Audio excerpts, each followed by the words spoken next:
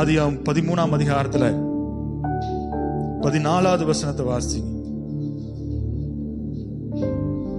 ஆதியாகமம் 13:14. லோத்து ஆபிரகாமை விட்டு பிரிந்த பின்பு கர்த்தர் ஆபிரகாமை நோக்கி, உன் கண்களை எடுத்து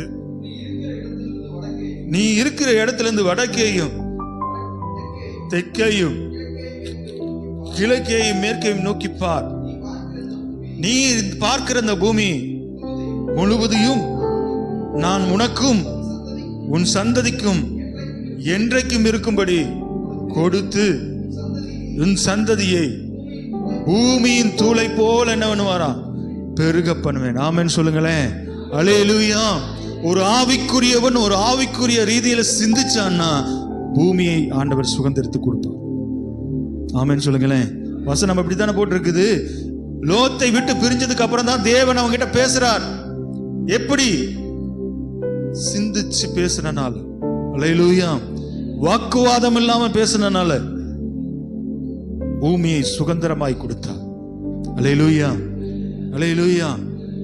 நல்லா தெரிஞ்சு வச்சுக்கணும், உங்களை சுற்றிலும் சத்துருக்கள் இருக்கிறார்கள்.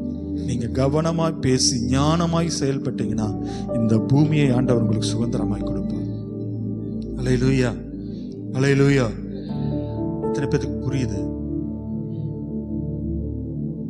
அப்போ நாம பேச வேண்டிய வார்த்தைகளை கவனத்தோடையும் தேவ பயத்தோட என்ன பண்ணணும்? எதை செய்தாலும் தேவ பயத்தோட என்ன பண்ணணும்? செய்யணும். ஒரு வைராக்கியத்துல நம்ம என்ன பண்ணி இருக்கிறோம்? வந்திருக்கிறோம். புறஜாதியரின் இடத்திலிருந்து அந்த மார்க்கம் எதுக்கு எதுவுமே வேண்டாம், நான் கிறிஸ்துவுக்காக வாழுவேன்னு சொல்லி நம்ம என்ன பண்ணி இருக்கிறோம்? வந்திருக்கிறோம்.